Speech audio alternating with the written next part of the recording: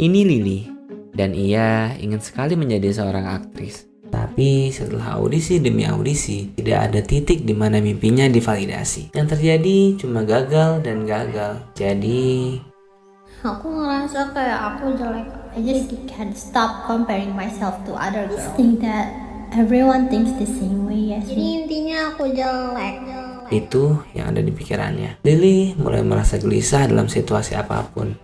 Setiap keluar rumah, Lily hanya ingin mengenakan pakaian-pakaian longgar. Tujuannya demi menutupi bentuk tubuh aslinya. Begitupun juga sebaliknya. Kadang ia menggunakan pakaian ketat, mencekik biar tubuhnya lebih terlihat sesuai yang ia inginkan. Bagaimanapun cara berpakaian yang ia rancang sedemikian rupa, tidak ada gunanya. Lily lebih memilih di kamar saja. Namun sayangnya rasa bencinya masih mengikutinya. Mungkin kalian bertanya, lah kan Lily sendiri di kamarnya. Siapa yang bisa bikin dia overthinking? Mereka tepat ada di genggamannya, gawainya, media sosial. Algoritma pribadinya yang menunjukkan tipe idealnya, ditambah isi komentar yang memvalidasi kebenciannya. There is this one time where I start hurting myself, my own hand. Benci ngeliatnya, kayak I just hate looking at start cutting it. Like no matter how much I lose weight, I just feel like it's not enough. Just enough ugly to live in this world. Yang Lily alami itu bukan sekedar rasa gak pede aja. Dalam dunia kesehatan mental, ini disebut dengan Body Dysmorphic Disorder atau kita singkat BDD. Sederhananya, BDD adalah kondisi di mana seorang terlalu fokus pada satu atau beberapa kekurangan fisik yang sebenarnya bagi orang lain kekurangan itu kecil atau bahkan gak kelihatan sama sekali. Seperti Lily tadi, yang ngerasa jelek banget padahal itu pikirannya yang nipu cara dia melihat diri sendiri. Aku menginterview seorang psikolog profesional untuk membicarakan lebih lanjut soal apa itu BDD. Perkenalkan, ini Bu Im, seorang praktisi psikologi dan juga owner dari Kwanzi Konsultan. Baik, jadi kita memulai pemahaman dulu. BDD atau Body Dysmorphic Disorder ini adalah sebuah pemikiran dan tindakan terhadap kekhawatiran akan cacat atau kekurangan yang dirasakan pada penampilan fisik. Jadi ada perasaan dan pemikiran terasa kurang. Meskipun keadaan sesungguhnya ini baik-baik saja, ini tidak terjadi suatu masalah, ini juga tidak terjadi gangguan terhadap fungsi dari bagian tubuhnya atau organ tubuhnya, sehingga pemikiran dan perasaan yang irasional ini, yang tidak tepat inilah yang selalu mengganggu dan memunculkan tindakan-tindakan untuk membuat lebih tenang dengan cara melakukan hal-hal yang tentunya kurang tepat atau tidak tepat. Body dysmorphia itu isu yang rumit banget, tapi biar gampang, sini aku jelasin pakai cerita pengalaman para pengidap BDD yang sudah kutampung dalam amplop ini. Hai, aku Kala dan bakal nemenin mental kamu kala pagi, kala siang, sore, maupun malam. Dan kali ini, mari kita lanjutkan cerita dari Lily. Obsesi Lily memuncak saat Lily beranjak dewasa. Dia takut kalau ketemu cermin. Soalnya yang Lily lihat cuma sesosok monster, jauh dari tampang seorang aktris. Meskipun begitu, Lily masih terobsesi untuk terlihat sempurna. Ini membuatnya tidak bisa berhenti menatap cermin. Obsesinya mengalahkan ketakutannya. Pergi ke kamar mandi dan cermin berkali-kali sampai kebentuk siklus yang entah gimana gantiinnya. Sayangnya, hidup terus berjalan.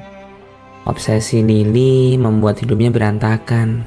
Sering terlambat sekolah, mogok pas kuliah, sampai di lingkungan kerja dia selalu pindah-pindah pekerjaan. Lily gak bisa betah, ngerasa semua orang ngelihat kekurangan dia, merasa harus nyari lingkungan baru. Dia merasa bisa terus mencoba memperbaiki persepsi orang jika mulai lagi dari awal di tempat kerja yang baru. Kita tahu betul, ini adalah tanda BDD, apalagi kalau udah jatuhnya ke obsesi. Apalagi udah ngaruh ke aktivitas sehari-hari. Mereka sering ngelakuin kegiatan yang sama berulang kali dan tak terkendali.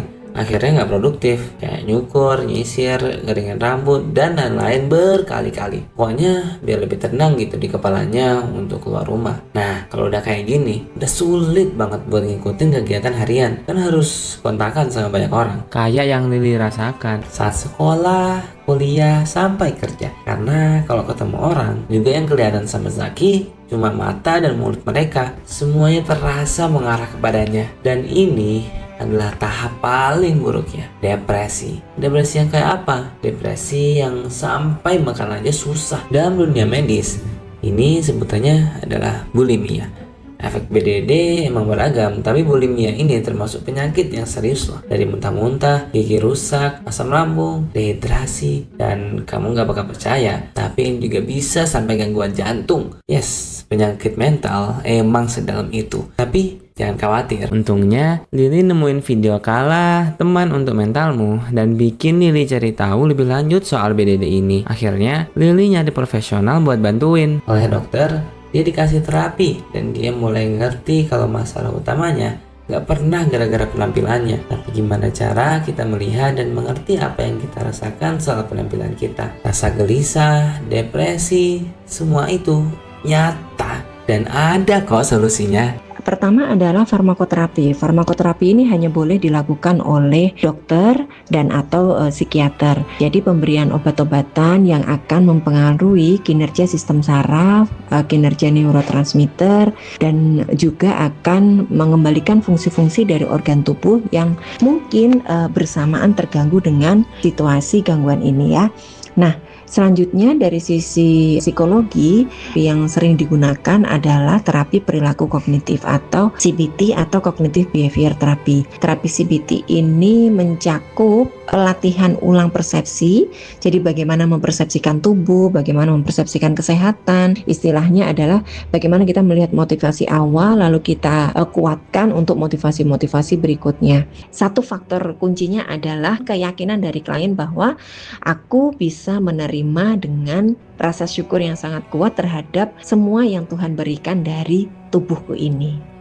Pada akhirnya, pengalaman body dysmorphia setiap orang pasti beda-beda. Kayak yang Lily rasakan, maupun orang lain di luar sana. Tapi satu hal yang perlu kita ingat, kita nggak harus kok terus berjalan sendiri. Toh kita punya perhentian yang sama, kita semua pengen bahagia. Cerita-cerita ini aku bawakan bukan buat menginterogasi, tapi buat saling mengerti dan sadar diri.